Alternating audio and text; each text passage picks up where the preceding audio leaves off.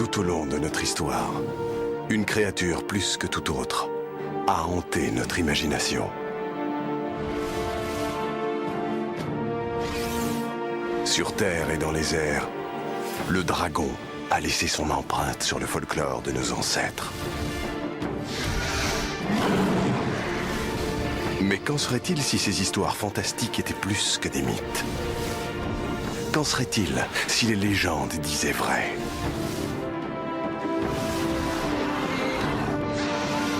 Voici l'histoire d'une famille unique qui a survécu depuis l'ère des dinosaures, afin de faire une ultime apparition au Moyen-Âge.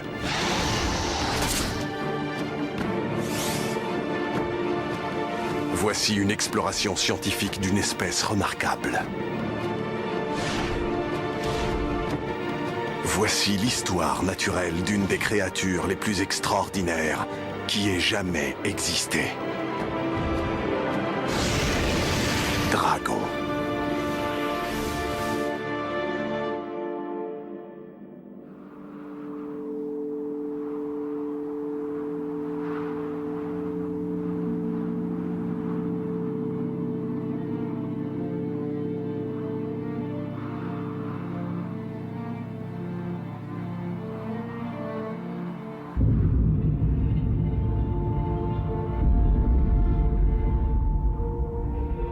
L'ère du Crétacé.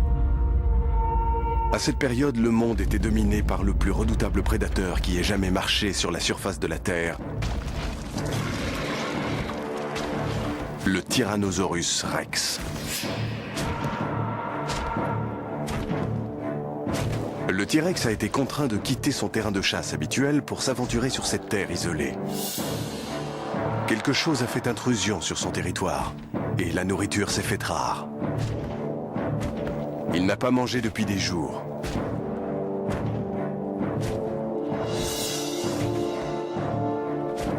Enfin, une proie potentielle. Mais le T-Rex est prudent. Il n'avait encore jamais vu une telle créature auparavant.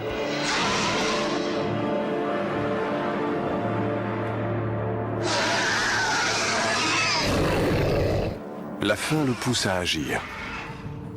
Le poids avantage indéniablement le T-Rex. Sa proie tente donc de ruser. Elle déploie ses ailes afin de paraître bien plus grande qu'elle ne l'est en réalité.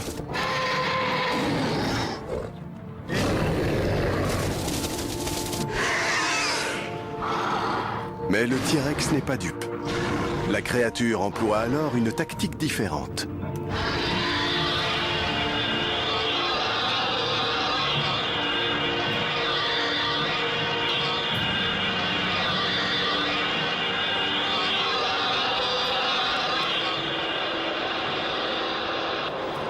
Le cri s'entend à des kilomètres.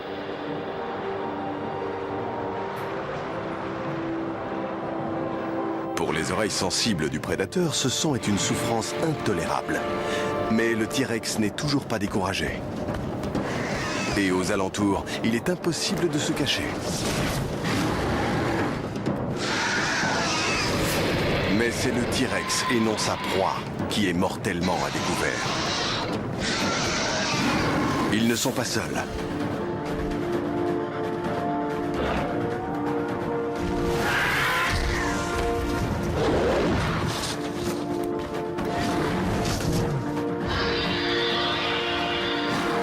C'est une femelle adulte. Un dragon préhistorique pleinement développé. C'est son territoire et elle protège son fils.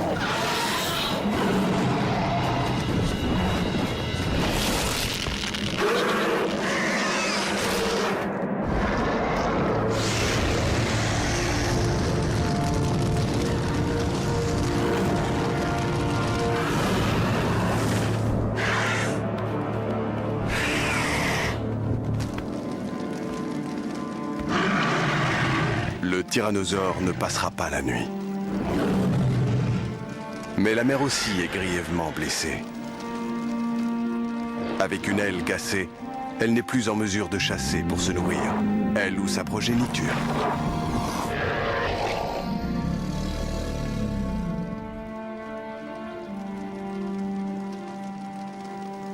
65 millions d'années plus tard, le crâne du T-Rex va faire naître une théorie dans l'esprit de ce jeune et brillant paléontologue.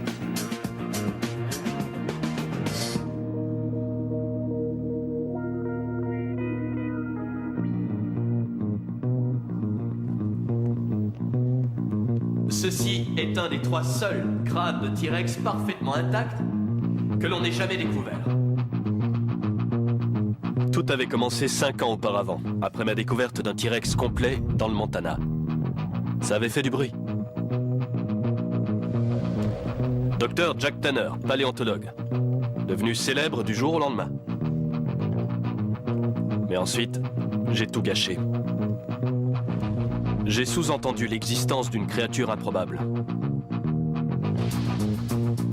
Voyez-vous, le crâne de mon T-Rex avait été endommagé de façon très explicite. À mes yeux, ces marques étaient la preuve qu'il avait été attaqué par un prédateur non répertorié jusque-là par la science. Cette preuve était indiscutable. Je tentais donc d'en convaincre tout le monde.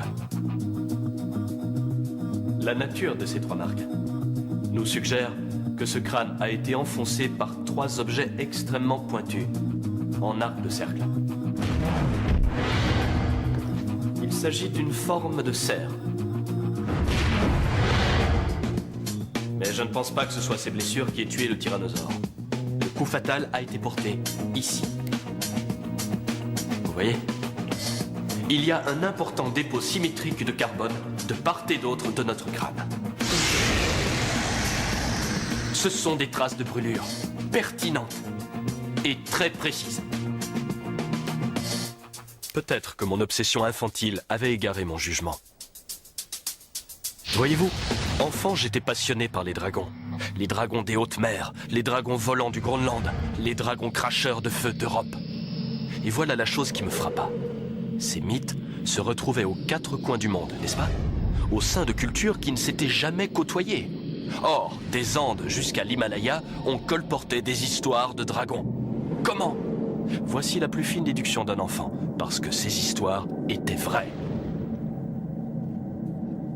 La semaine dernière, devinez, surgit de nulle part une info vitale parvenait à l'homme dragon. Une autre découverte. Pas dans le Montana cette fois-ci, mais sur une montagne en Roumanie.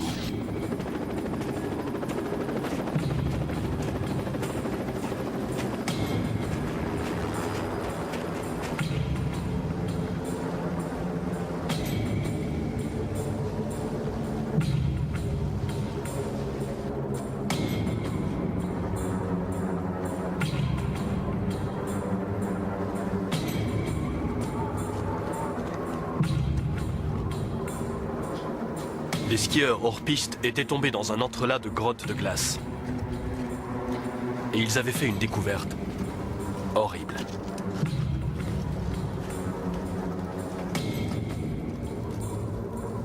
Un cadavre. Et qui ne portait pas le dernier cri en matière de tenue de ski. Il était ancien. La police ne pouvait rien tirer d'un cadavre du XVe siècle. Ça concernait des historiens, pas des inspecteurs. Mais les policiers étant ce qu'ils sont, ils ne purent résister à l'envie d'inspecter les lieux. Ils découvrirent un lieu du crime médiéval. Un massacre.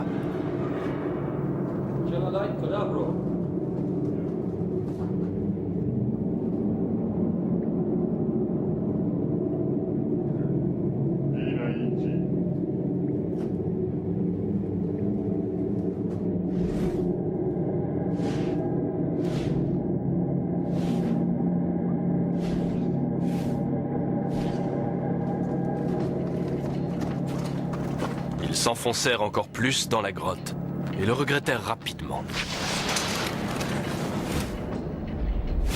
Je ne sais pas comment on dit dragon en roumain, mais quelqu'un prononça le mot.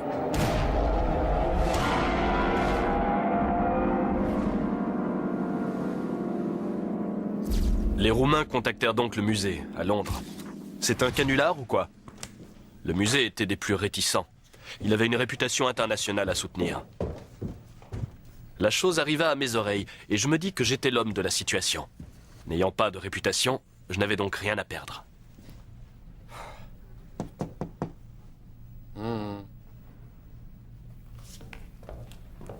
Vous avez vu les photos? Tous les membres du département ont vu ces photos. Et alors?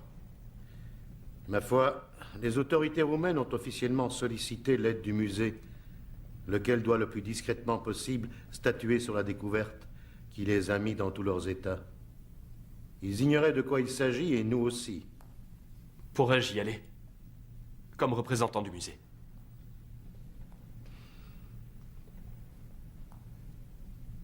Je convoque le comité.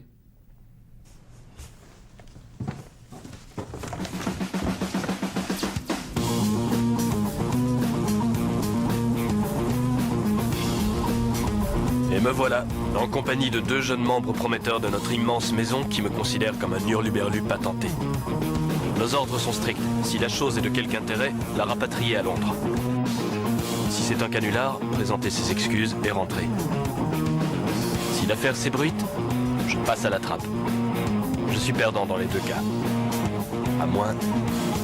Mais il y a une chance sur 1 million. Que ce ne soit pas un canular. Peut-être qu'alors je pourrais redorer mon blason.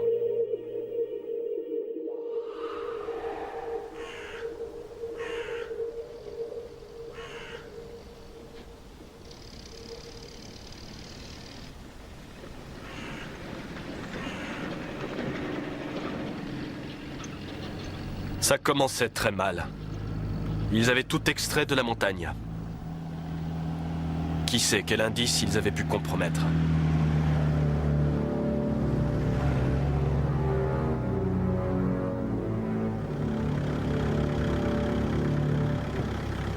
Nous étions dans un trou perdu, dans une morgue de fortune aménagée dans un hangar mangé par la végétation.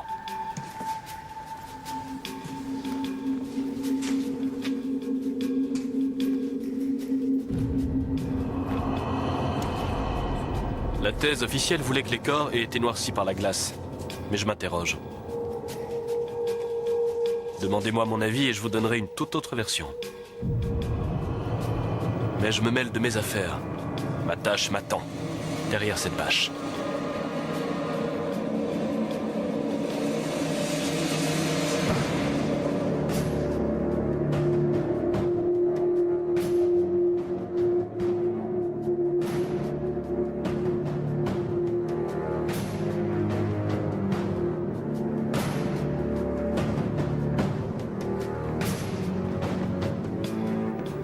On ne nous avait pas prévenus pour la carcasse. C'est imposant. Je comprends pourquoi les Roumains ont été cachotiers. Je devrais faire de même si j'avais une once de bon sens. C'est forcément un canular. Non?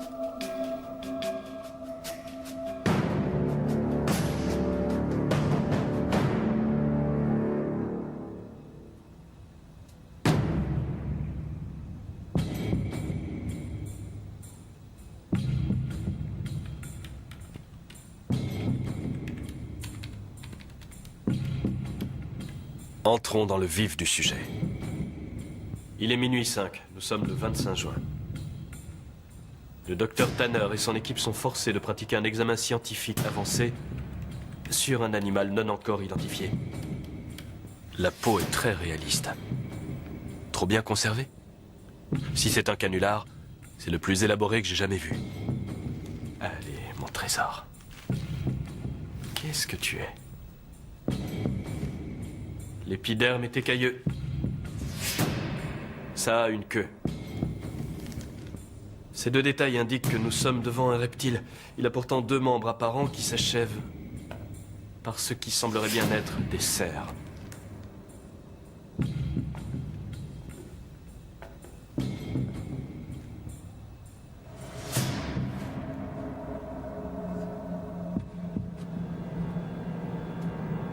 Ce sont les caractéristiques générales.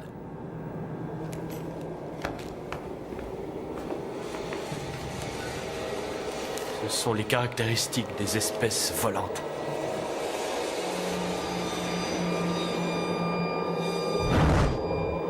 Cette chose pouvait-elle vraiment voler?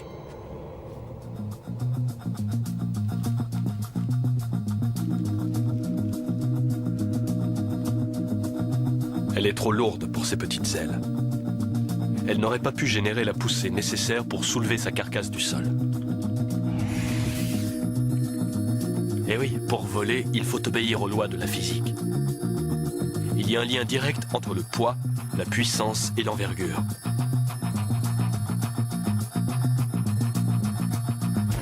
Les mensurations des ailes nous donnent une envergure de moins de 10 mètres. C'est insuffisant. Cette créature a l'air étudiée pour voler. Tous les éléments sont réunis, mais bizarrement, quelque chose cloche. Estimation du poids? À vue de nez, dans les 480 kilos? Peut-être 500 kilos. Il va détester ça. Non, ne me dis pas. Le quotient L surpoids est insuffisant pour qu'il puisse voler, c'est ça? Il est trop lourd. Une créature ailée qui ne pouvait pas voler. Il y avait de quoi être troublé. 2 semaines ont passé depuis que sa mère l'a sauvé du tyrannosaure. Et le jeune dragon a des ennuis. Sa mère est morte. Sa blessure à l'aile s'étant avérée fatale. Il ne sait pas voler, et sans personne pour aller chasser pour lui, il mourra lui aussi. L'odeur de la carcasse de sa mère attire des charognards. Pour l'instant, il n'y a que des ptérosaures. Mais qui sait quelles autres créatures seront attirées par l'odeur? Ce dragon a perdu sa mère à un moment délicat. Il doit apprendre coûte que coûte à voler tout seul avant qu'il ne soit trop tard. Et s'il parvient à décoller, ce sera grâce à l'un des plus incroyables tours de force de la nature. Le mystère s'épaississait de minute en minute. Le scanner interne montrait un cœur énorme. C'est propre aux créatures volantes. Les muscles du poitrail ont besoin d'une grande quantité de sang riche en oxygène. Les os aussi sont parfaitement étudiés pour voler. La structure interne des os est caractéristique. Elle est alvéolaire. On remarque ces structures légères sur les squelettes des oiseaux. Leurs os sont solides, mais pourtant assez légers pour voler.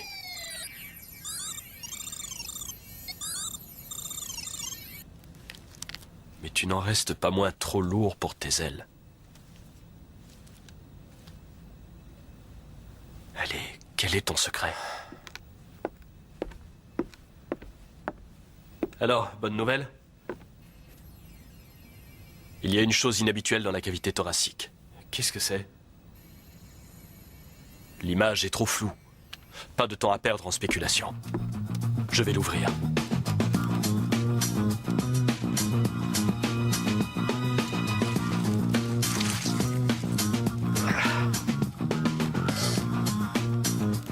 Le mystère s'épaissit encore. Une seconde paire de poumons. Mais il n'y a pas de structure interne. Des vessies, peut-être. Elle devait contenir quelque chose. Passez-moi une seringue, s'il vous plaît.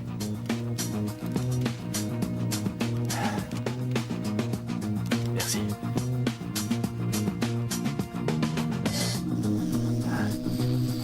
C'est du gaz? Analysez-moi ça.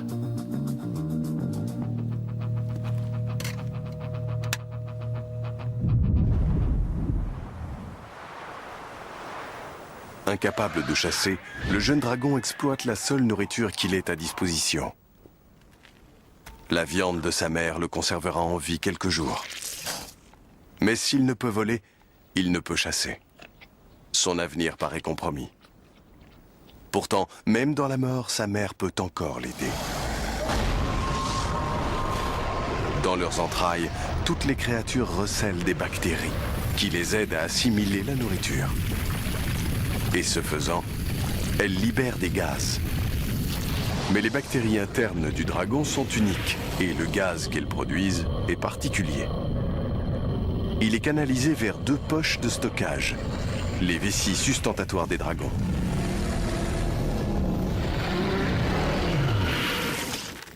Complétant le squelette ultra léger, ces vessies fournissent la clé de voûte de l'envol, à condition que l'on sache s'en servir.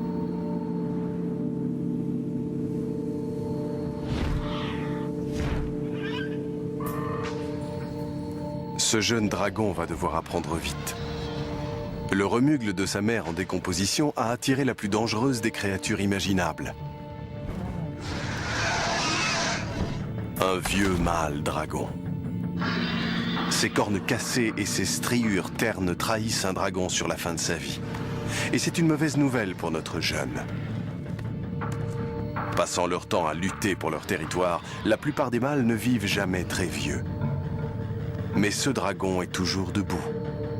C'est un survivant. Et il a faim.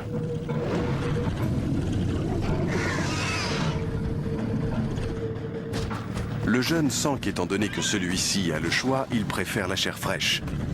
Et cette fois, sa mère n'est plus là pour le sauver. Son seul espoir est de s'envoler.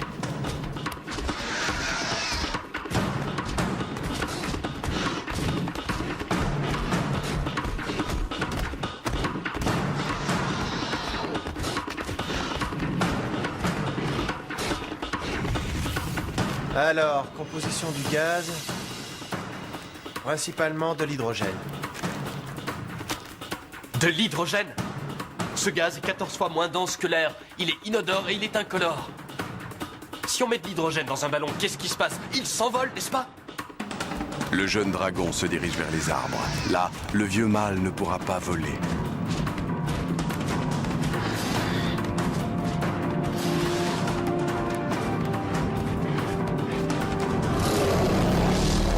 À l'intérieur, le corps du jeune dragon travaille à plein rendement. Le cœur bat vite, les muscles se contractent et une quantité phénoménale d'hydrogène est collectée.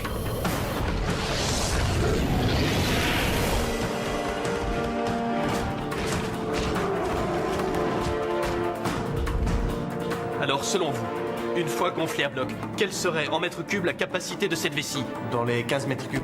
Fois 2, ça nous fait 30. Alors 30 mètres cubes entièrement remplis d'hydrogène.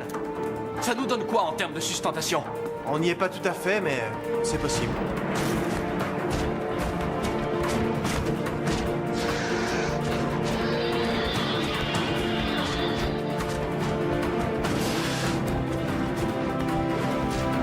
À présent, les vessies sustentatoires du jeune dragon sont pleines, mais hélas, son estomac l'est aussi. La viande en cours de digestion l'alourdit, et au moment crucial, l'instinct prend le dessus. Il vide son estomac et déploie ses ailes.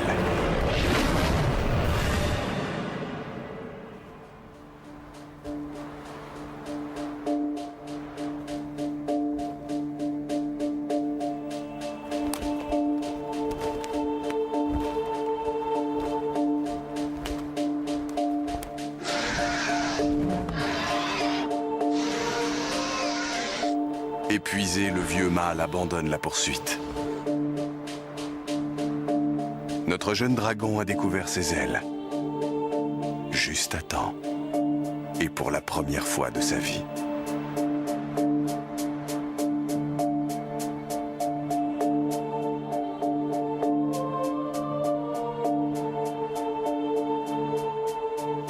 Les analyses suggèrent, ça reste à confirmer bien sûr, qu'il est possible, je dis bien possible, que cette créature ait pu voler.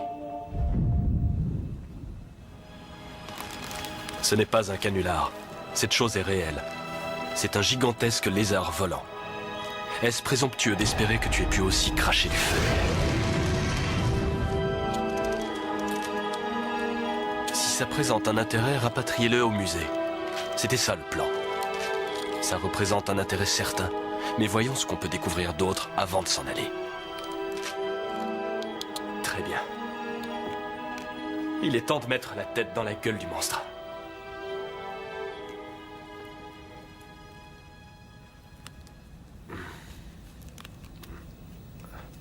C'est à l'évidence un carnivore. Un formidable prédateur. Qu'est-ce que c'est que ça? Tu as des incisives pour couper la viande. Et des molaires pour mâcher? Les raies ont le même genre de dents pour casser des coquillages durs comme la pierre. Qu'est-ce qu'un prédateur carnivore fait avec des dents pareilles?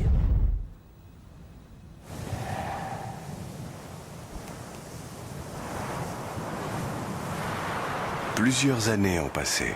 Et notre jeune dragon est à présent un jeune adulte. Mais il n'a pas de foyer.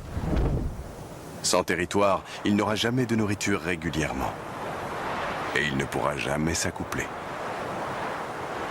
Mais son heure est venue. Il lui arriva par le passé de pénétrer accidentellement les territoires de mâles dominants. Aujourd'hui, aucun doute n'est permis. C'est une bravade audacieuse. La moitié des jeunes mâles sont tués au cours de luttes territoriales. Le terne manteau de l'adolescence s'est métamorphosé en un éclatant vêtement destiné à intimider les mâles rivaux.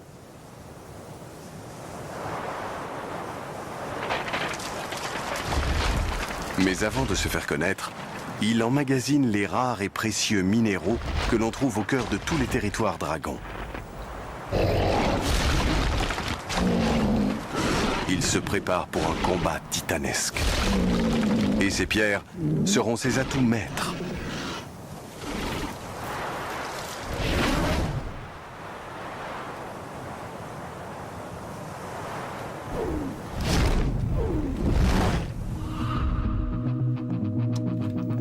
La gueule est assez étonnante. La surface interne de la gueule est stupéfiante. On dirait presque qu'elle est cuirassée. Voilà une chose que j'ai déjà vue auparavant. Une valve charnue à l'arrière de la gorge. Ce clapet ressemble beaucoup au faux palais qu'on trouve dans la gorge des crocodiles. Les crocos s'en servent pour empêcher l'eau d'affluer quand ils maintiennent leur proie sous l'eau. C'est une forme très caractéristique. En y réfléchissant, je me dis que j'en ai vu un fossile quelque part. C'est une structure interne hautement spécialisée. Lancez une recherche sur les sites archéologiques et les musées pour voir si un os semblable a déjà été trouvé quelque part. À moins que ce soit une adaptation. Il est possible que ça ne servait pas à empêcher l'eau de refluer vers l'arrière, mais plutôt à empêcher le retour de flammes de venir brûler la gorge.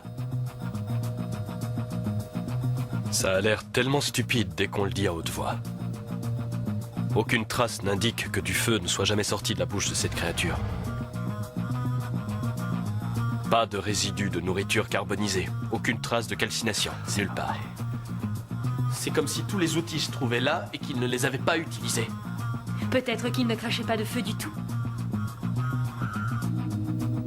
Vous avez peut-être raison.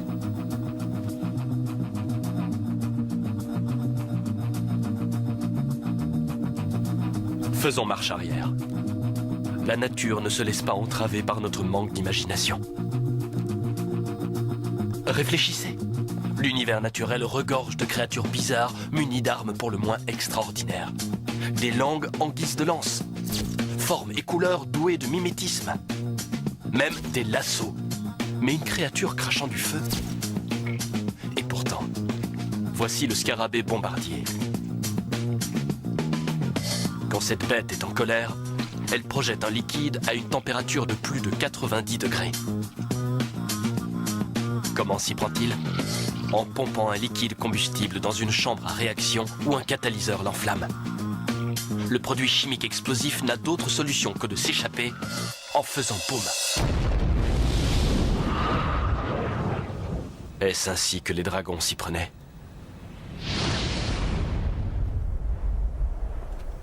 Au cœur de son territoire, le dragon occupant le mâle alpha lance un avertissement dans les airs. Il indique qu'il est prêt, en forme et suffisamment confiant pour gâcher le précieux feu en démonstration. Le message est bien reçu par notre jeune prétendant.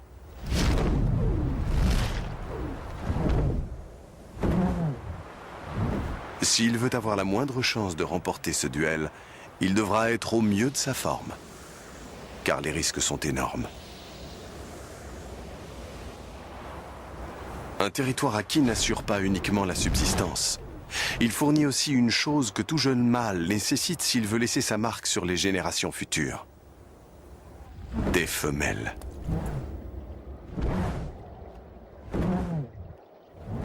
Et cette femelle est la raison de sa présence. Elle est en rut. Et d'ici un mois, elle s'accouplera avec le mâle alpha. Il a tué pour elle auparavant. Et il recommencera.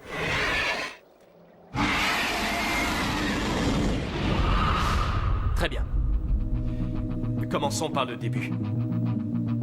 Que nous faut-il pour produire du feu? Un carburant et quelque chose pour l'enflammer. Un système de mise à feu. Il nous faut une source de chaleur et un matériel combustible. Comme du gaz?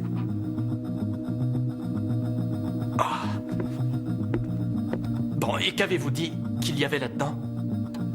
De l'hydrogène et du méthane. Ouais, c'est ça. Comment avais-je pu être aussi bête? Il me faut une source de chaleur, comme un briquet.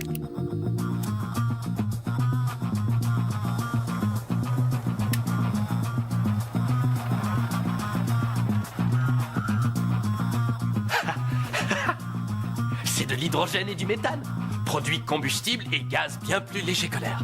Ces deux sacs servaient d'aide à la sustentation aérienne et de réservoir. L'évolution sous sa forme la plus économique. Ça, c'était réglé. Mais comment enflammait-il le gaz? Je pourrais avoir un petit échantillon.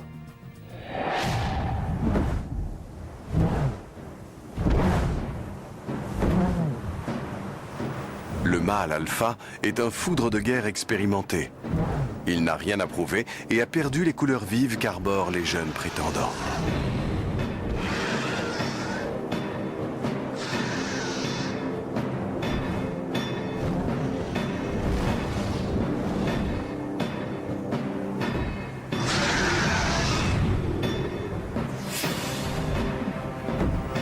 L'expérience paie immédiatement.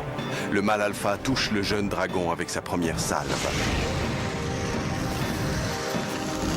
Le jeune dragon tente d'instinct de se mettre à couvert. Les nuages froids et humides atténuent aussi la douleur. Mais le mâle alpha n'est pas à l'abri des problèmes. Ses batailles sont soumises à des évaluations précises. L'hydrogène qui alimente ses rafales est le même qui le maintient en l'air. Chaque bordée de flammes réduit un peu plus sa mobilité. Le prétendant semble avoir accepté la défaite. Il se dirige vers les frontières du territoire. Il semble que la fuite soit maintenant sa seule chance de salut. Le mâle alpha se rue à sa poursuite. Il préférerait l'achever tout de suite. Mais il a sous-estimé son jeune adversaire. Le jeune est plus rapide, plus agile, et qui plus est, en pleine possession de ses moyens pour ouvrir le feu. Que dites-vous de ça? Les sédiments sur les molaires de la créature sont de la pierre contenant une proportion significative de platine. Le platine n'est pas seulement un métal précieux, c'est un catalyseur. Comme avec notre ami le scarabée bombardier, le carburant a besoin d'un système de mise à feu. Et quand le platine se mélange avec l'oxygène et l'hydrogène, il y a combustion. Oh! Et ça produit du feu.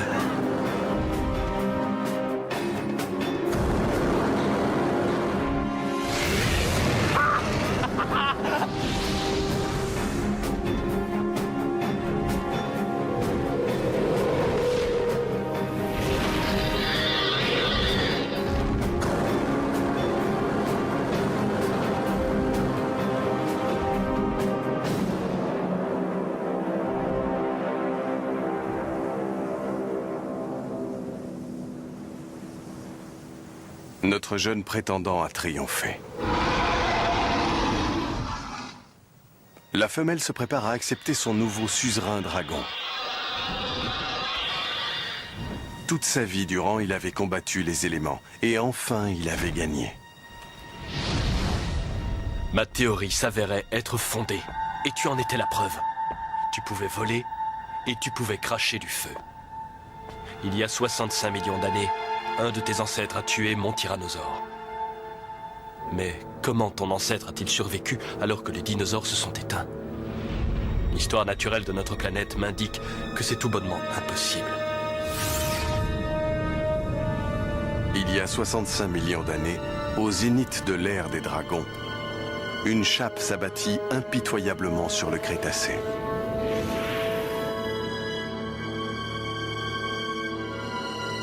Une météorite de la taille de l'Everest percuta la planète.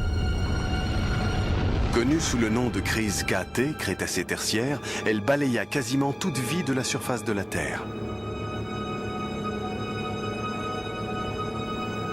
Mais étonnamment, ton espèce a survécu. Comment? Ça y est, j'ai lancé la recherche. Si la météorite KT a anéanti les dinosaures, comment une espèce géante comme la tienne a-t-elle pu survivre? Réfléchissons logiquement. Quelles autres créatures de grande taille ont survécu à KT? Les requins, les raies, les tortues, les sélacantes, entre autres. Et qu'ont-ils en commun? Ce sont des formes de vie marine. Oh, et les crocodiles aussi. Les crocodiles. Le faux palais se retrouve chez les crocodiles. Des narines protubérantes, suggérant une créature capable de tenir sa proie entre ses mâchoires et de respirer tout en étant entièrement immergée. Mais cette créature ne nageait pas, elle volait. Elle avait des ailes et des serres et non des pieds palmés, sous-entendant que le palais devait être une relique de l'évolution. À un moment dans leur lointain passé, les ancêtres de cette créature ont vécu sous l'eau. C'est cela qui t'a préservé de l'extinction.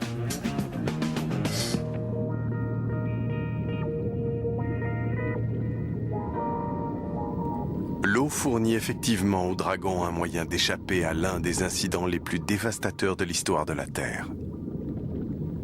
Mais pas aux dragons préhistoriques. Le dragon terrestre fut effectivement anéanti. Mais il n'était pas unique.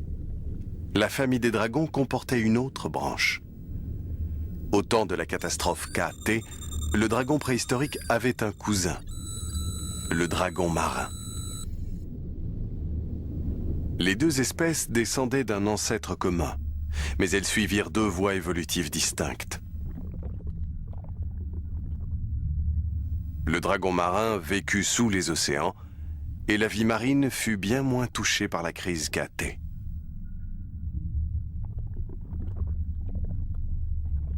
Fruit de l'évolution, les vessies sustentatoires devinrent des vessies natatoires.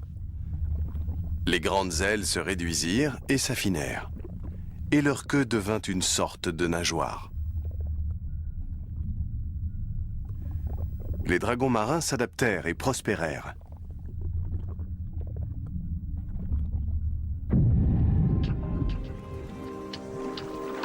Puis, tandis que la température globale montait et que la Terre renaissait, certains dragons marins réinvestirent les eaux peu profondes.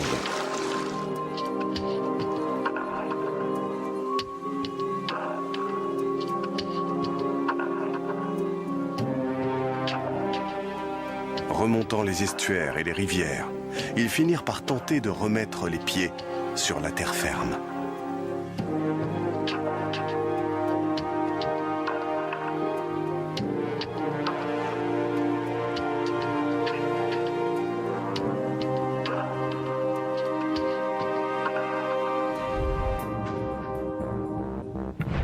Le serpent des mers.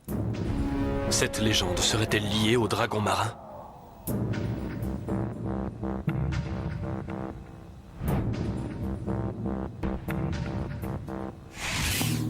Le faux palais, regardez ça.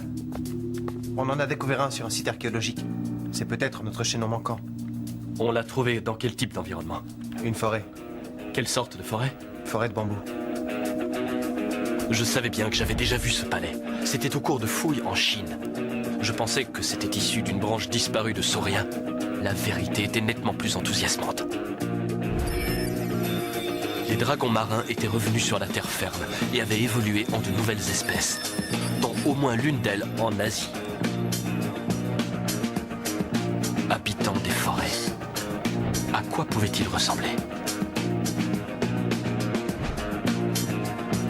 Dans la mythologie chinoise, les dragons sont fins, souples et élancés. Le type de morphologie dont pourrait être pourvu un animal récemment acclimaté d'un milieu aquatique. Était-il vraiment adapté à la vie dans les forêts?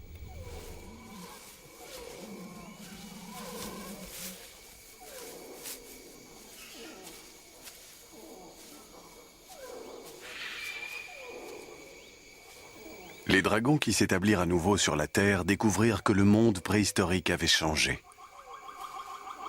L'ère des dinosaures était révolue, et un nouvel ordre d'animaux était apparu pour combler ce vide. Les mammifères. Les mammifères fournissaient de la nourriture à profusion pour les dragons. Fallait-il encore les attraper ?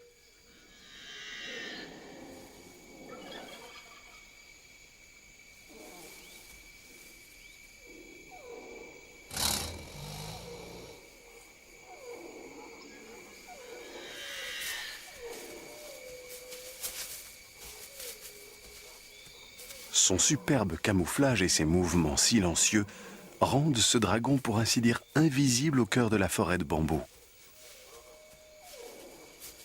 Les ailes de ce dragon sont trop petites pour l'autoriser à voler, mais ses vessis sustentatoires le surélèvent légèrement et lui permettent de glisser sans bruit sur le tapis végétal de la forêt.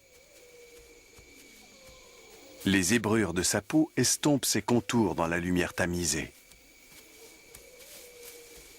Et pour assurer son invisibilité, cette relique massive de l'ère des dinosaures a dû développer de nouvelles ruses. Chasser les mammifères dans cet environnement broussailleux oblige à faire preuve de beaucoup d'astuces. Petits, rapides et agiles, les mammifères ont un incroyable sens de l'ouïe et de l'odorat. À la moindre alerte, ils décampent en un instant. Se positionnant contre le vent par rapport à sa proie, elle reste en arrêt et écoute attentivement.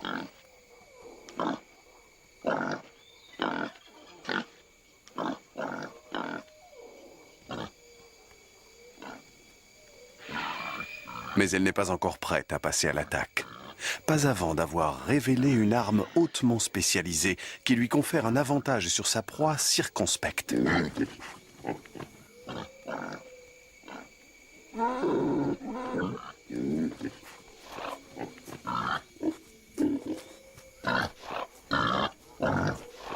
Le dragon des forêts a développé une remarquable stratégie comportementale. Le mimétisme.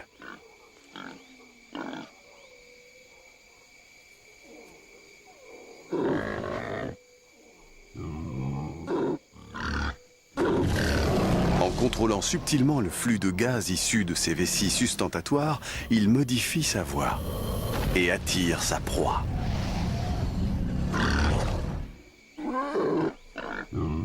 Mais la chasse est perturbée.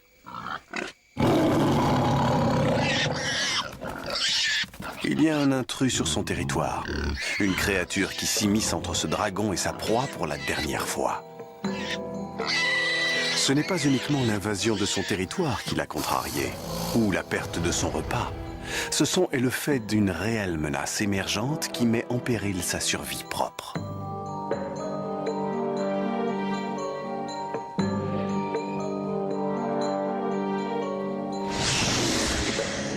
Un petit vol plané est la seule prouesse que lui autorisent ses ailes chétives. Mais il a flairé son ennemi et est déterminé à en finir avec lui.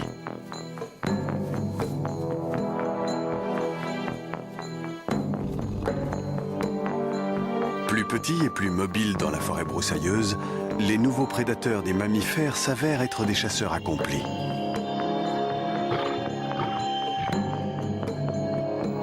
S'il ne réagit pas, ses prédateurs le surpasseront dans la quête de nourriture et il mourra de faim. Il ne laissera pas une telle chose se produire.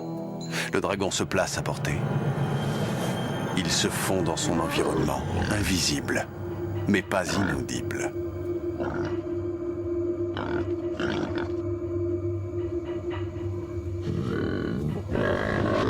Ce son n'est pas une incitation à s'éloigner, mais plutôt une invitation à se rapprocher. Le tigre a flairé son repas.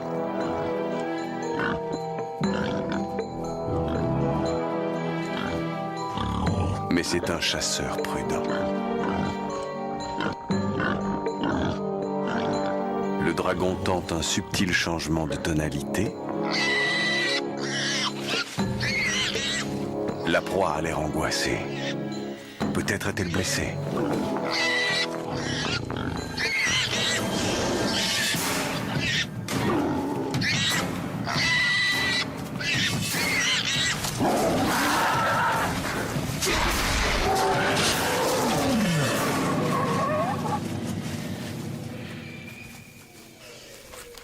tigre a mordu à l'hameçon.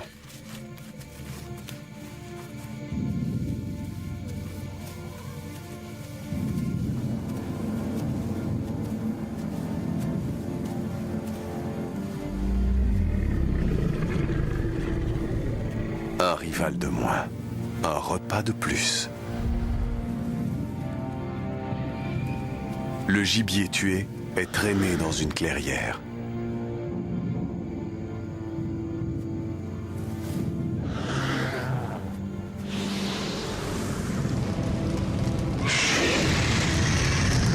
Le dragon des forêts a adapté son ancienne arme en ustensile culinaire.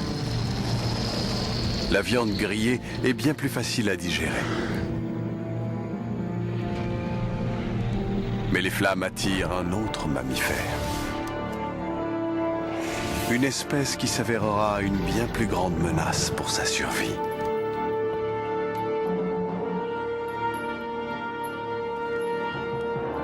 J'étais venu pour démasquer un canular, et soudain voici qu'une famille entière de reptiles revenait à la vie. Et quelle famille! De tous les géants préhistoriques, seule la tienne avait survécu à la catastrophe KT.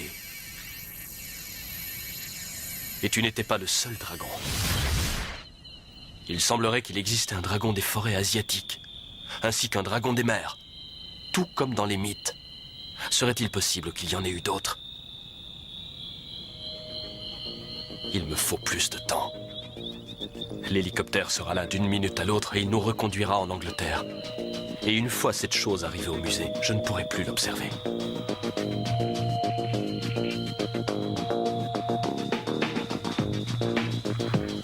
Donc jusque-là, continuons à la scanner. Venez voir ça.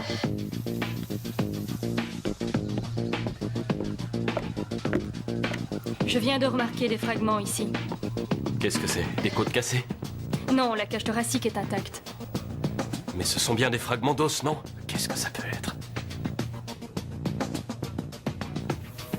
Ah, voilà qui explique ces proportions plutôt étranges.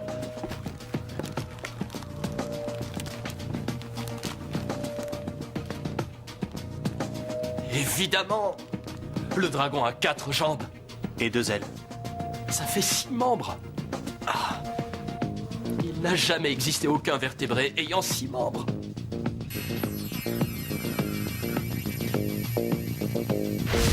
Il est vrai que tous les vertébrés terrestres de la planète ont toujours eu 4 membres. Pattes avant, pattes arrière, des bras et des jambes. Et les créatures aériennes aussi, des pattes et des ailes. Ils ont tous 4 membres. Mais pas ce dragon. Il en a 6. Ça ne peut pas être une mystification, pas maintenant. Si ces pattes sont réelles, elles apparaîtront dans son ADN. Ça alors. Voilà une mutation hors du commun. Cette créature était douée d'une adaptation génétique sans précédent dans le règne animal. Et qui l'aurait imaginé dans le gène responsable de la génération des membres?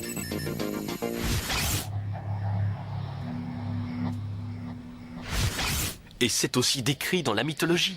Les Chinois, les Aztèques, les Polynésiens, ils ont tous fourni des images de créatures démontrant la même adaptation. Des reptiles géants à 6 membres. L'indice était sous nos yeux. Comment avais-je pu passer à côté?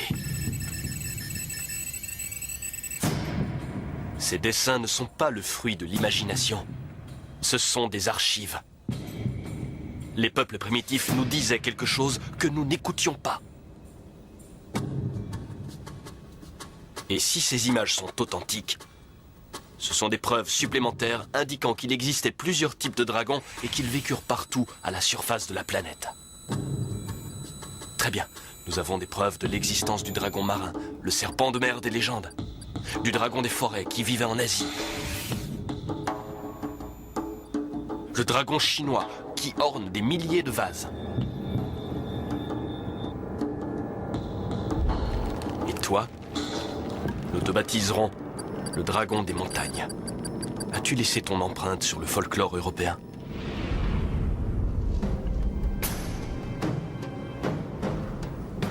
Roumanie, Iconographie des dragons. Te voilà. Représenté sur un vitrail. Les autochtones t'appelaient le diable de la montagne. La légende obéit aux lois du genre. Paysans terrorisés, troupeaux dévastés, tu crachais le feu. Un combat à mort épique eut lieu. Serait-ce une sorte de photo de toi datant du XVe siècle?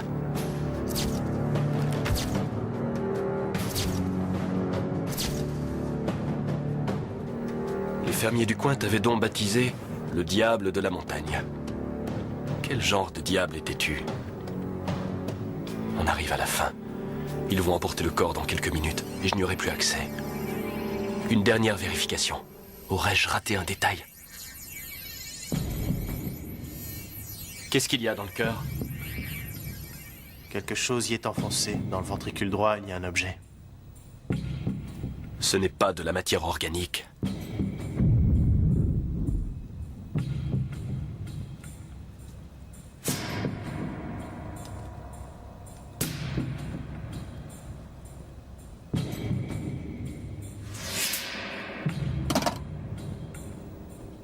Ça pourrait être très important.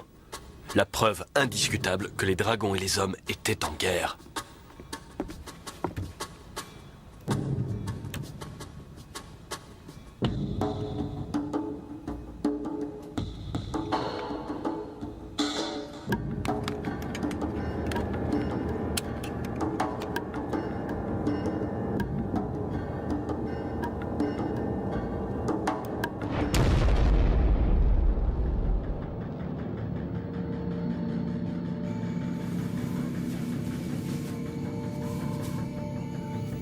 Tout au long du règne des mammifères, les dragons survécurent.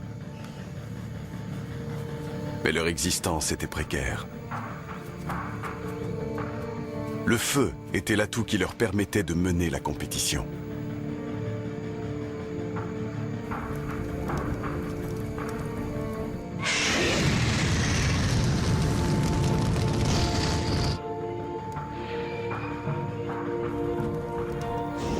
Mais avec le temps, un nouveau mammifère émergea. Petit, vulnérable, mais supérieurement intelligent.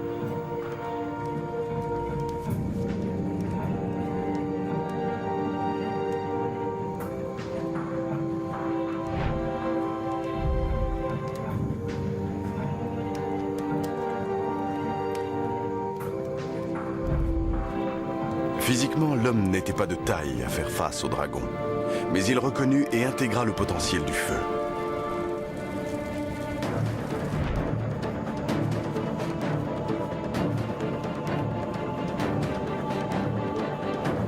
Grâce au feu, l'humanité pouvait raser des forêts pour en faire des terres cultivables, fondre le métal et en faire des armes redoutables. Suite à une évolution accélérée, l'humanité allait transformer un des prédateurs les plus terribles de l'histoire naturelle de notre planète en une espèce en voie d'extinction. Elle avait retourné l'arme la plus efficace du dragon contre lui.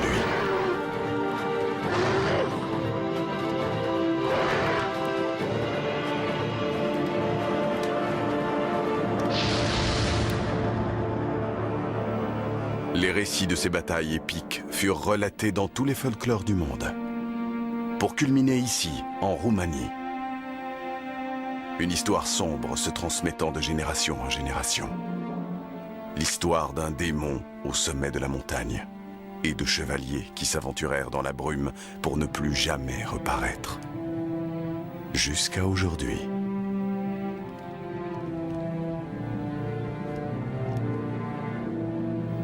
Les humains et les dragons, ennemis mortels. Si ces chevaliers étaient venus à la recherche d'un dragon, a priori ils en avaient trouvé un. Ces brûlures ne sont pas dues à la neige, c'est de la calcination. Ces hommes ont été carbonisés vivants. Par un dragon bien sûr, mais pas par le nôtre. Le dragon qui est dans cette pièce n'a jamais craché de feu.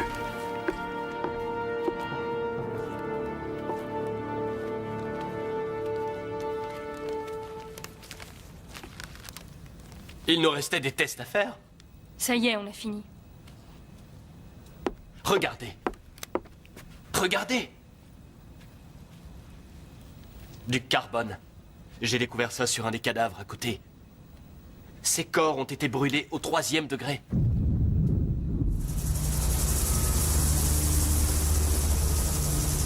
Ils ont raison, bien sûr. C'est la découverte du siècle. On ne peut pas la laisser se décomposer.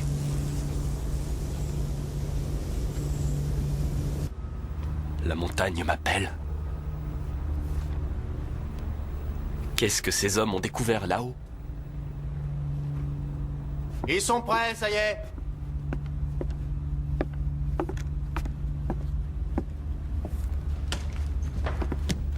La section qui est là. Je l'interprète mal? Ce sont des organes reproducteurs, non? Ce sont des oviductes, c'est ça? De petits ovaires. C'est une femelle. Il n'y a pourtant pas de traces d'activité folliculaire. L'appareil reproducteur est immature. C'est une jeune alors. C'est un bébé. Voilà qui tranche la question. La créature dans la salle d'autopsie était un bébé.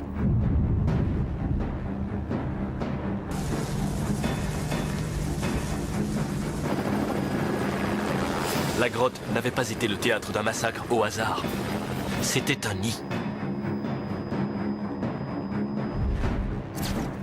Le mythe local ressemblait de plus en plus étonnamment à une version orale très précise d'un événement réel. Les chevaliers n'ont pas été tués par notre dragon. Ils ont été tués par un adulte qui défendait probablement son petit. Le cadavre d'un dragon peut nous enseigner comment fonctionnait leur corps. Mais un nid peut nous en apprendre bien plus. Comment ils vivaient. Mon intuition est qu'au sommet de cette montagne, nous allons découvrir les preuves de l'existence d'une famille de dragons. Tanner est sur le point de démêler une intrigue qui nimbait de mystère une tragédie médiévale. Nous sommes au XVe siècle et un dragon des montagnes est menacé.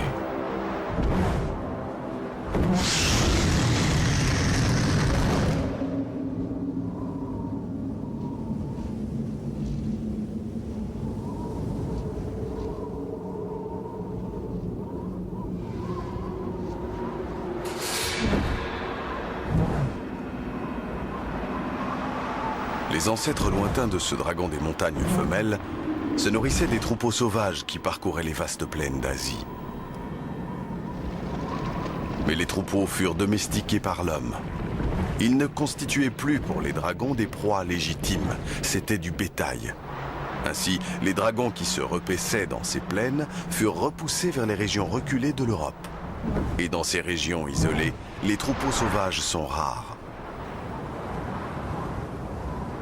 Aujourd'hui, elle chasse la créature la plus rare sur Terre. Mais ce n'est pas pour la manger. Aujourd'hui, elle cherche à s'accoupler. Elle répand son odeur sur tout son territoire.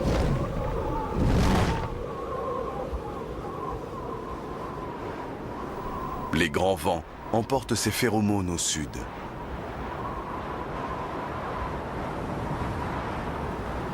Les femelles dragons s'accouplent une fois tous les 7 ans. Cette femelle mature n'a pourtant encore jamais vu de dragon mâle. Néanmoins, tous les ans, lorsqu'elle est en rut, son instinct lui ordonne d'exécuter sa parade nuptiale. Elle ne sera bientôt plus en rut. Et elle devra attendre encore 1 an pour une autre opportunité.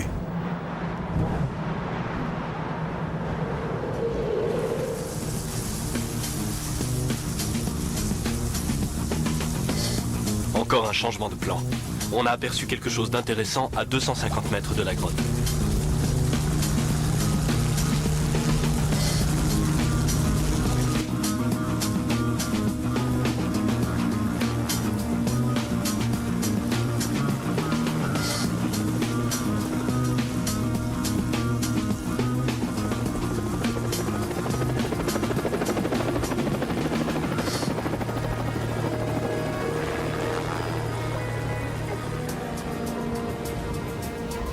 La fonte des neiges a dévoilé des détails inhabituels sur les pierres. Un observateur inexpérimenté ne les verrait même pas ou les prendrait pour le résultat original d'un processus géologique. Mais moi, mon esprit est en ébullition et même en feu. Et ces pierres m'ont tout l'air d'avoir été calcinées.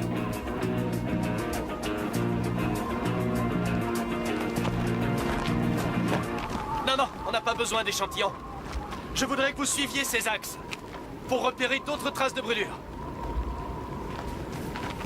Et faites attention où vous mettez les pieds. Prenez garde aux crevasses. Très bien. Approximativement à 2 heures au sud du point de largage. En direction du lieu du carnage. Vous pouvez prendre une référence GPS? Ouais, d'accord. Preuve tangible de décoloration de la pierre. Il semblerait qu'elle ait été soumise à une rafale de chaleur intense. La pierre en a été littéralement balafrée. Les pierres ont été brûlées jusqu'au point de fusion sur des axes symétriques. Les dimensions sont impressionnantes. La foudre n'aurait pas pu faire ça. Un feu de forêt? Aucune chance. On se trouve en pleine montagne, aux abords d'un glacier. La tanière n'est pas loin. Sommes-nous sur le lieu d'une bataille?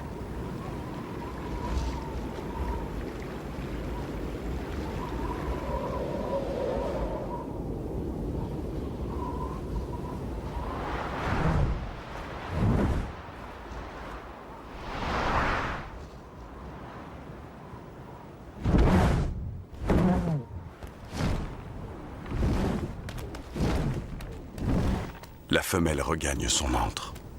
Un réseau de grottes creusées à même le glacier en faisant fondre les parois. Malgré les températures glaciales qui règnent à l'extérieur, dans son repère il fait relativement chaud. Tout comme dans un igloo, les murs épais retiennent la chaleur. Mais le dragon des montagnes a un autre axe de défense contre le froid. De ses ancêtres aquatiques, il a hérité d'une protéine sanguine qui empêche ses tissus de geler. Celle-ci s'est révélée vitale pour son espèce, qui s'est vue contrainte d'élire domicile dans des habitats de plus en plus hostiles. Bientôt ce sera l'automne, et son métabolisme ralentira, tandis qu'elle se prépare à hiberner.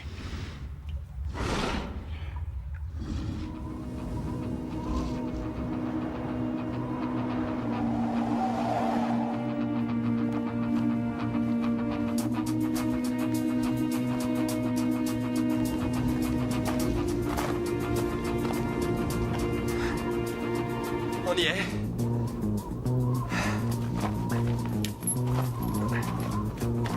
Pourquoi as-tu choisi un lieu aussi éloigné et aussi inhospitalier pour vivre?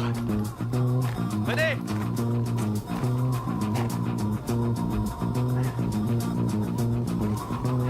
La police a mené son enquête, maintenant à notre tour.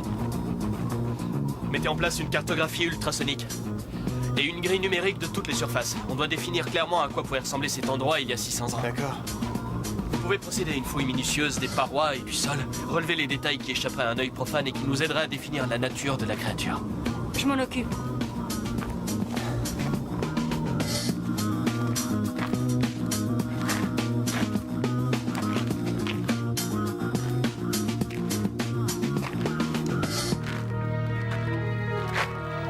C'est donc ici qu'ils t'ont surpris. Poseur de grille numéro 1, en place. Le scanner laser va nous permettre d'établir la topographie des lieux. Ensuite, nous pourrons définir avec précision la position de tout ce que nous trouverons.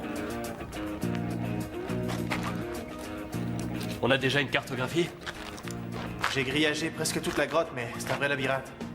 Il peut y avoir n'importe quoi derrière ces parois. Le glacier est en mouvement. Réglez les charges du scanner radar au minimum. Si ça se trouve, l'endroit est extrêmement instable. Le scanner radar. De petites charges explosives envoient des ondes de choc dans la glace. L'écho radar nous révélera ce qu'il y a derrière ces parois.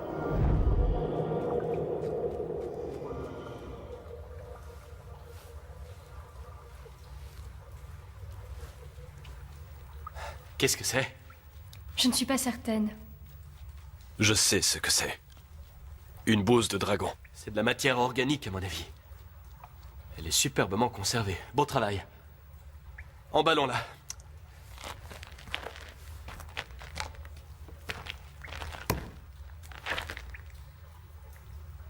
Pardon.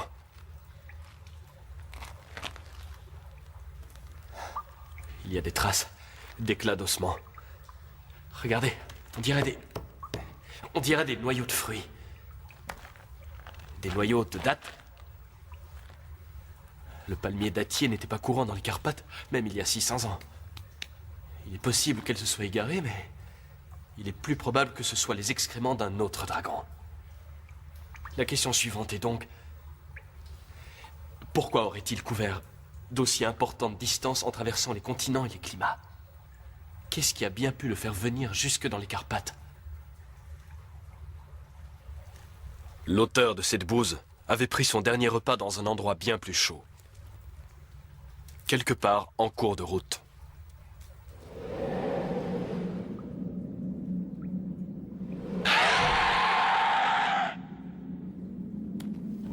Voilà qui éveille la curiosité de la femelle.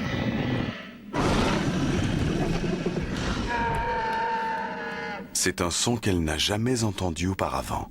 Et pourtant, il lui est étrangement familier.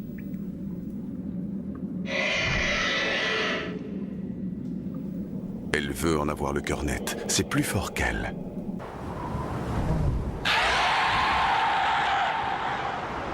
Contre toute attente, un dragon des montagnes mâles a senti l'odeur de notre femelle. C'est un dragon nomade venant du mont Atlas en Afrique du Nord. Son besoin de s'accoupler l'a conduit du sud de l'Europe jusqu'aux Carpates.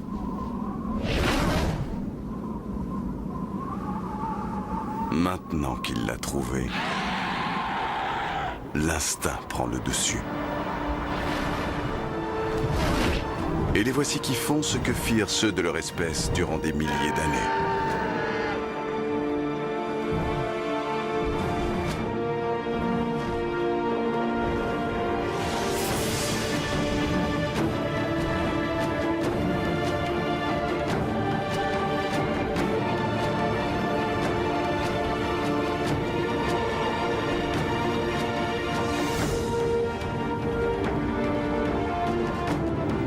C'est une parade nuptiale, aussi périlleuse que spectaculaire. Au sommet de leur ascension, leurs serres se joignent et ils se laissent tomber. C'est une stupéfiante chute libre. Le test ultime de leur foi.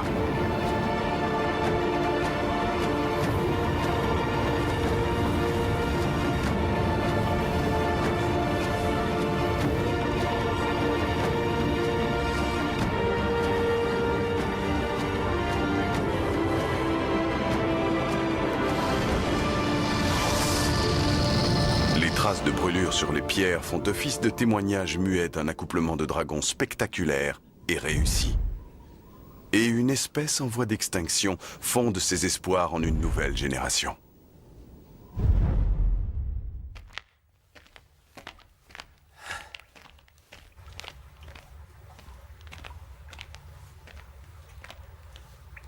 Qu'est-ce que c'est?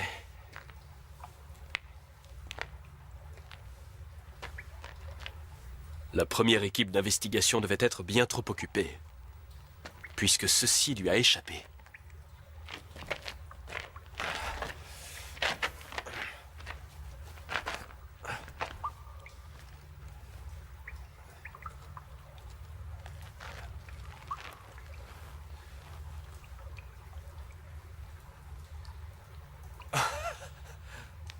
C'est un nid. Si j'en juge par la taille et la forme des fragments calcifiés, ainsi que leur courbure, on peut sans crainte affirmer que cet œuf était d'une taille imposante. Et étant donné le nombre limité de fragments, je crois qu'on peut aussi affirmer que l'on ne pouvait incuber qu'un seul œuf à la fois dans... C'est pas vrai.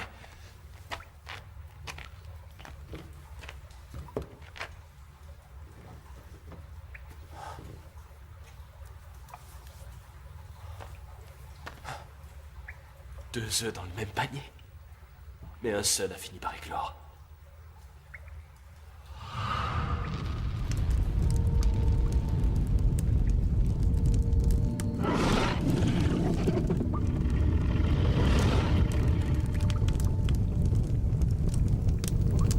Les crocodiles enfouissent leurs œufs sous du compost actif pour les garder au chaud.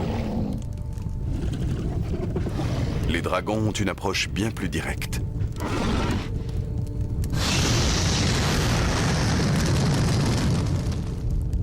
La coquille des œufs a des propriétés thermorésistantes et peut tolérer des températures élevées.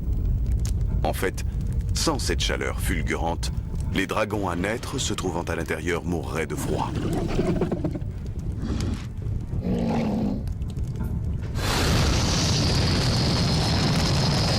Les pierres préservent les œufs du contact direct avec les flammes, mais elles retiennent aussi la chaleur.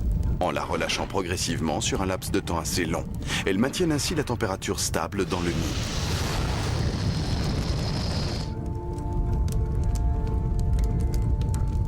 Si elle veut devenir mère, un contrôle constant et précis de la température est essentiel durant la longue période d'incubation.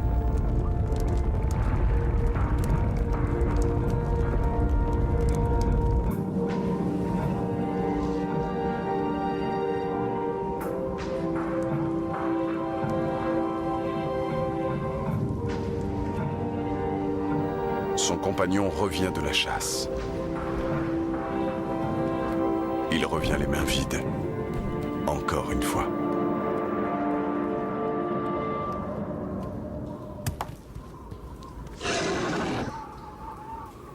Après l'accouplement, les femelles dragons deviennent agressives, toujours sur la défensive dès qu'une créature s'approche du nid, même un compagnon. Pour compenser le manque de nourriture, il apporte un cadeau afin de l'apaiser. Une autre pierre pour le nid.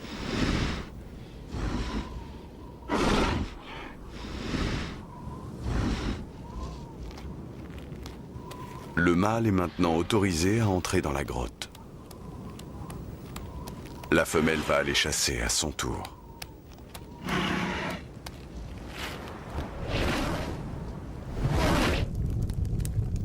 À présent, le nid est sous la responsabilité du mâle. Des capteurs spéciaux sur sa langue lui permettent de vérifier la température. Si elle a chuté en dessous de 30 degrés, les embryons mourront. Et pourtant, c'est tout à fait délibérément qu'il baisse la température. Cette folie apparente procède cependant d'une méthode.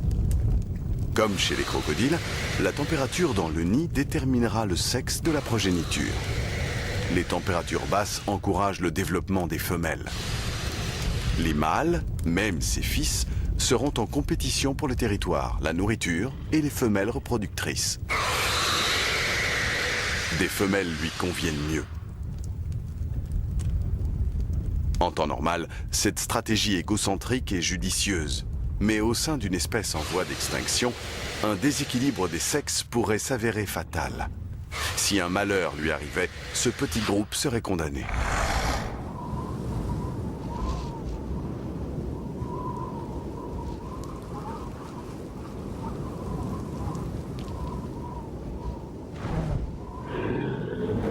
La femelle revient, elle aussi, les mains vides de la chasse. Le mâle n'est pas à son poste.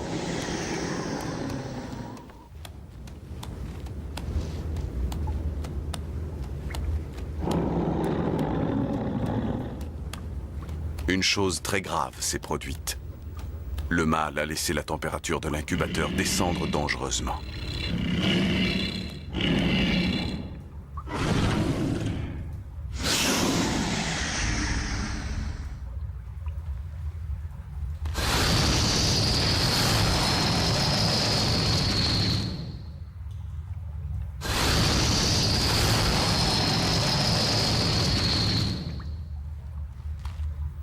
Il est déjà trop tard pour l'un des embryons, mais l'autre peut survivre.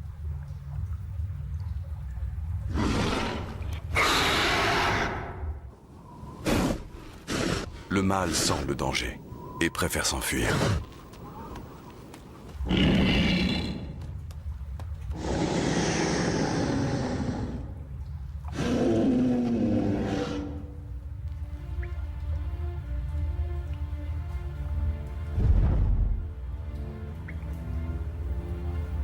La grotte continue de nous livrer ses secrets à une cadence effrénée. Des os d'un mouton domestique. Tu t'attaquais au troupeau du coin. Inconsciente, tu jouais un jeu très dangereux.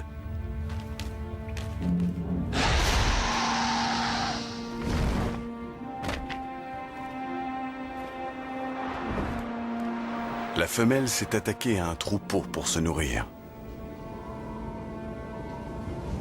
Elle a une bonne raison. Voici sa progéniture. C'est une femelle. Et à présent, sa survie est plus importante que tout. Mais en volant dans les fermes, la mère risque de provoquer les villageois et de mettre sa progéniture en danger.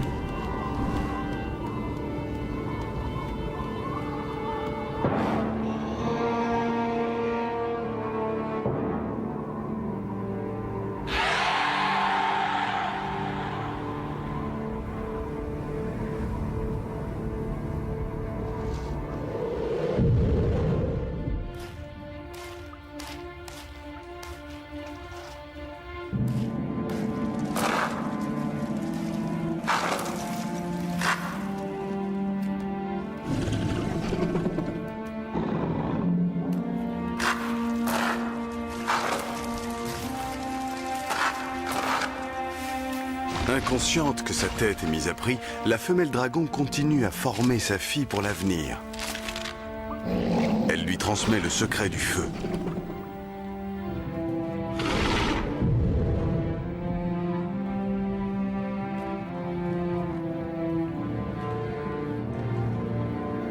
Ces marques auraient pu être faites hier. Il cherchait quelque chose dans la pierre. Il faut faire des analyses, mais selon moi, on va trouver du platine. Ce nid n'a pas été construit ici pour la vue.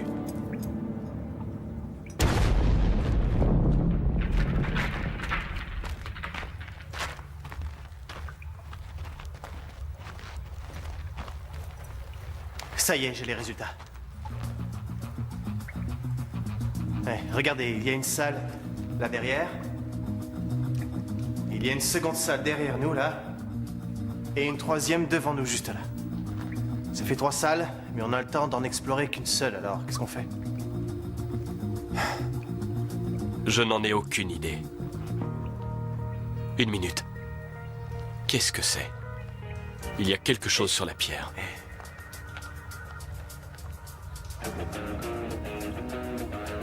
Venez. Venez là. Tenez-vous là. Levez le bras. Ce bras. Bon, restez là et ne bougez pas. Non, non, non, baissez votre bras.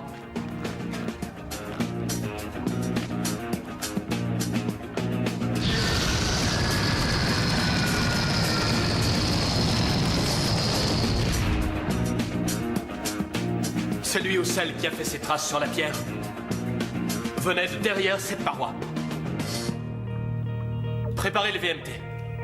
On entre là-dedans.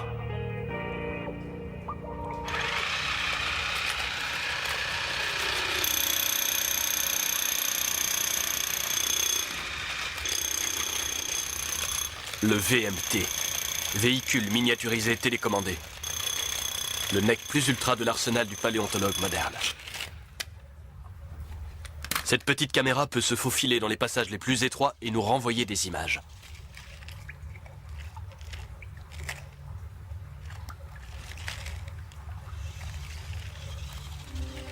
Padre nostro, sei, sia santificato il tuo nome, venga il tuo regno.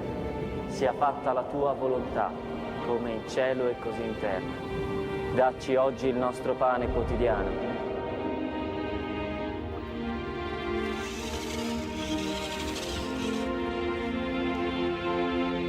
E rimetti a noi le nostre debiti, le nostre colpe, come noi le rimettiamo ai nostri debitori.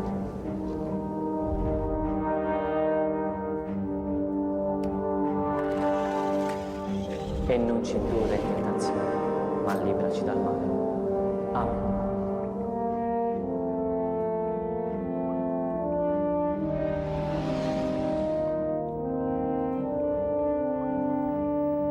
Il faut qu'on entre là-dedans.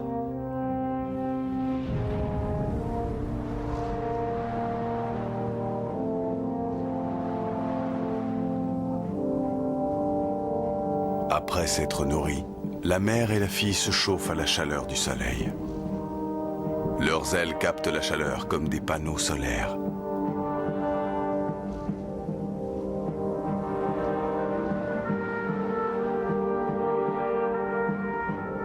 Durant ces rares moments d'intimité, elles se prélassent ensemble et se réchauffent mutuellement.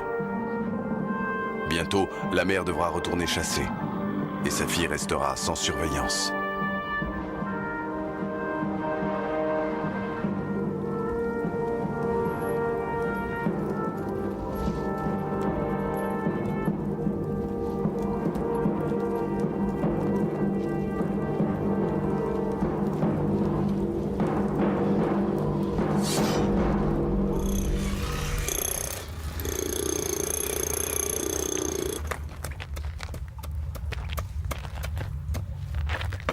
Il n'y avait pas que des chevaliers dans la morgue. Cet endroit ressemble plus à un champ de bataille. La question est de savoir si la chose qui les a tués est toujours à l'intérieur.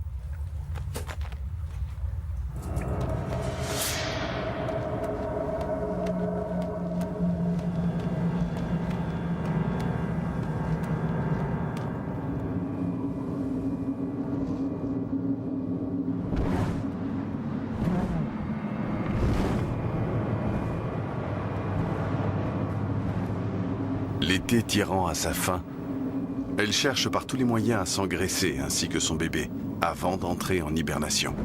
Et en désespoir de cause, elle a décimé les troupeaux des fermiers de la région.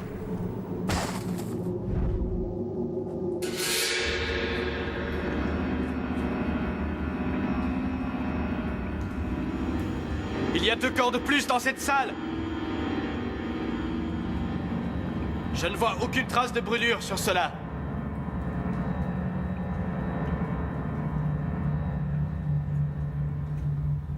Je touche au but. Je le sais. Où es-tu? Je vois un autre passage. Je m'y introduis.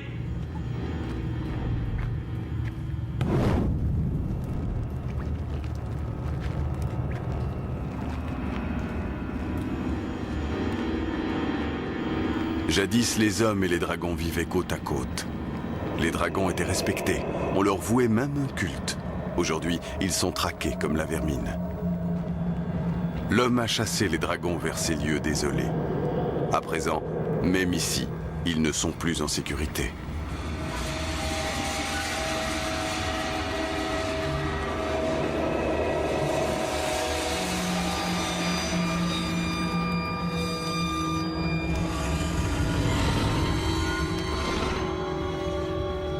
N'étant pas encore capable de cracher du feu, notre jeune dragon est vulnérable. Mais ces assassins ont entendu de tout temps parler de ses capacités dévastatrices.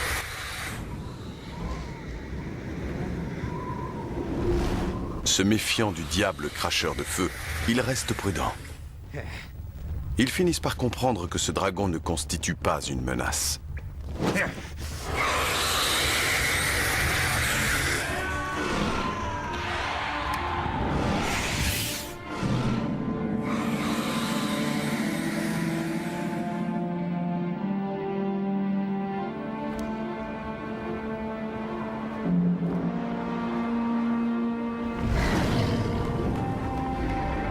La mère revient. Mais trop tard.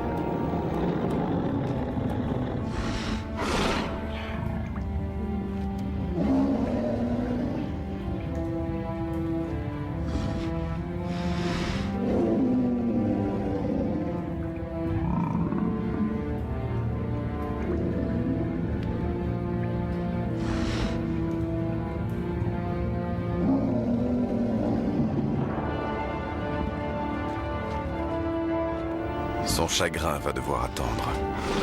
Elle a senti une odeur qui lui glace le sang bien qu'étant familière. Ultime insulte, l'assassin porte le sang de sa fille comme un trophée. Ces guerriers ont peut-être survécu à de nombreuses batailles, mais rien ne peut les préparer à la furie qui va s'abattre sur eux. Ils ont semé le vent, ils vont récolter la tempête.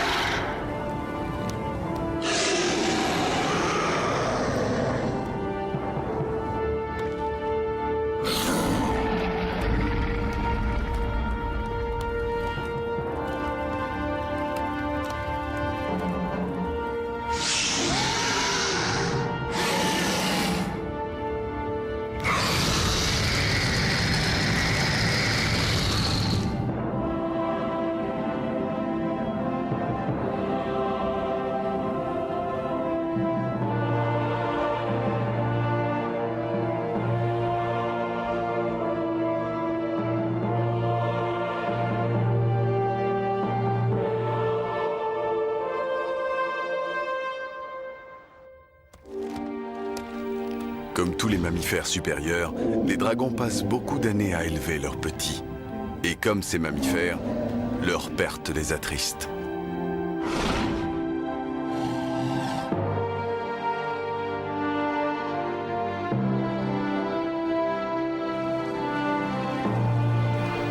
Mais suite au traumatisme de la mort de sa fille, la femelle dragon est à nouveau en rut.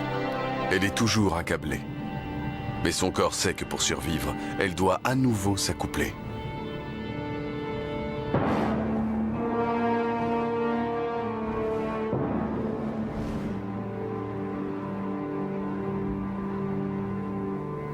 Elle relance le processus destiné à attirer le mâle sur son territoire. Elle a étalé au grand jour les armures des assassins de sa fille. Les dragons sont naturellement captivés par les objets brillants. Les chances sont faibles, mais peut-être qu'un reflet captera le regard du mâle. Il y a de grandes probabilités pour qu'il soit mort. Il n'y a plus d'endroit où se cacher.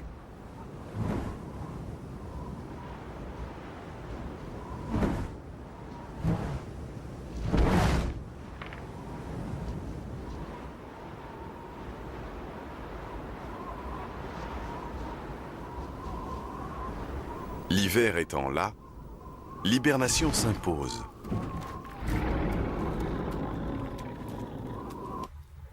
Elle devra survivre au froid, avec sa seule maigre réserve de graisse. La température de son corps chute rapidement, et elle se plonge en état d'animation suspendue. Toutes ses fonctions vitales entrent en phase critique. Et ses réserves d'hydrogène se réduisent, pour ainsi dire, au minimum. Et dans cet état, elle est aussi vulnérable que sa fille.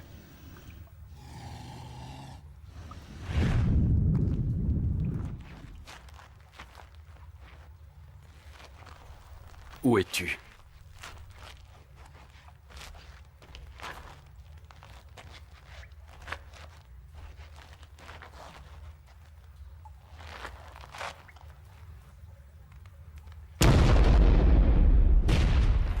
Un autre corps! Une lance. Un corps. Écrasé par quelque chose.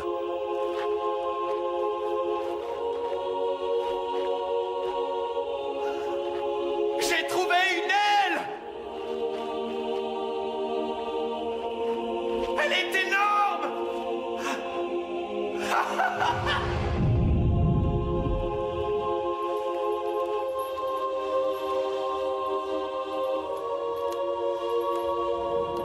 La femelle est tirée de sa torpeur.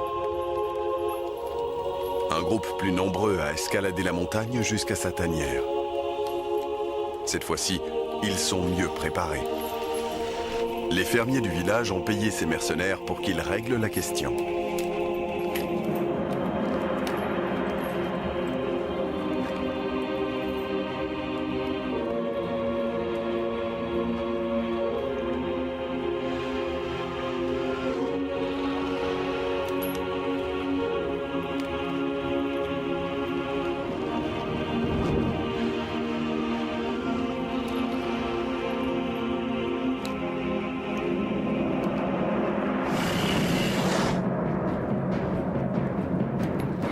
ventre vide, elle ne peut pas générer d'hydrogène.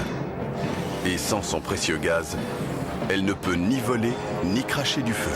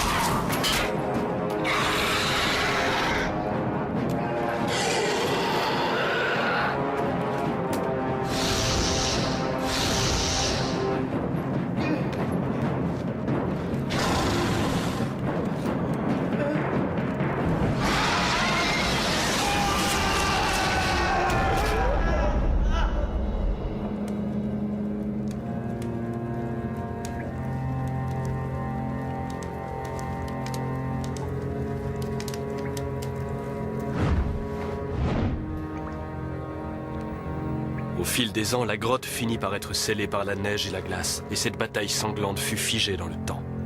L'existence des dragons s'estompa et passa de la réalité au stade de mythe. Il en serait resté ainsi si ces deux dragons ne nous avaient pas révélé leurs secrets.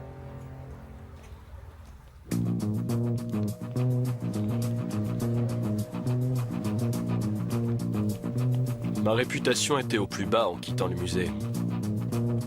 Et je revenais avec un récit qui allait couper court à toutes les rumeurs. Et des preuves qui nous conduiraient à réécrire l'histoire naturelle. Les créatures de légende étaient réelles. Mais les légendes nous avaient rapporté une vue tronquée de la réalité. Je révélais à mes confrères l'existence de la famille que nous avions découverte. Un groupe d'animaux qui avaient vécu aux côtés des dinosaures. Qui avaient échappé à l'extinction en allant sous l'eau. Qui étaient reparus sur toute la surface du globe, investissant les forêts et conquérant les montagnes.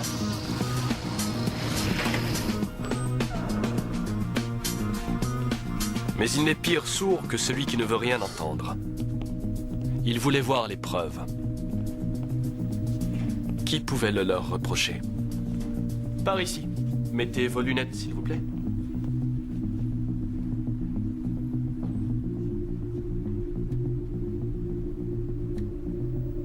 Ok.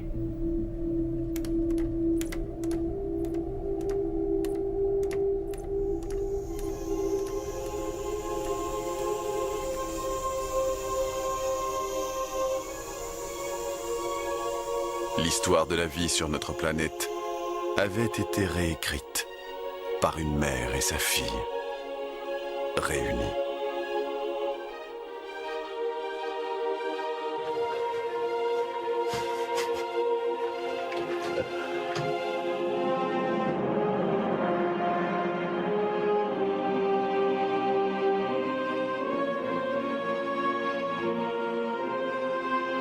Et c'est ce qu'elle représente. Les derniers vestiges d'une lignée légendaire. Le mythe devenu réalité.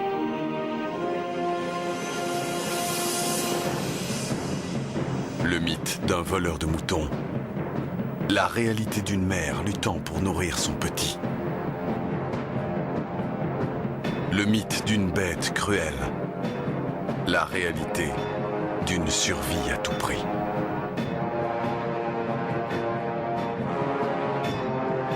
Le mythe de chevalier escaladant une montagne pour tuer un dragon. La réalité, persécution et extinction.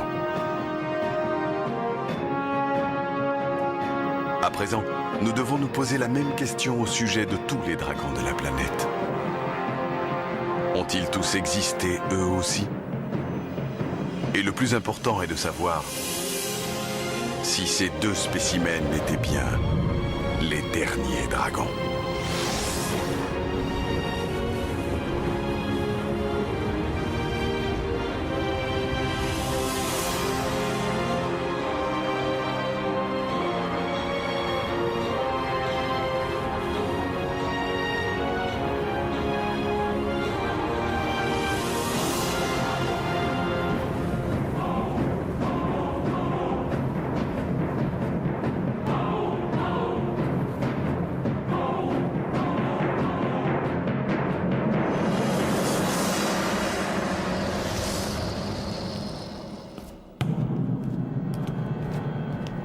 Ah, professeur Tanner, j'ai pensé que ça vous intéresserait.